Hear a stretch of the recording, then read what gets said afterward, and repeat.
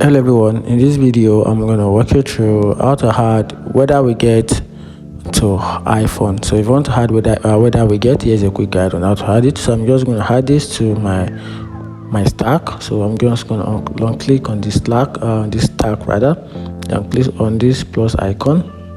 Then this will pop out the widget app. Then I will have to search for weather. Alright, this is it here. Tap on weather. So these are the couple of weather forecast that I can add to my iPhone. So I'm just gonna add this. So one of these that you want to add, make sure it is the same weather that is placed in between the screen. If you want this, just make sure this is placed in between the screen, and if you want this, make sure it is placed within the screen. Then tap on add widget.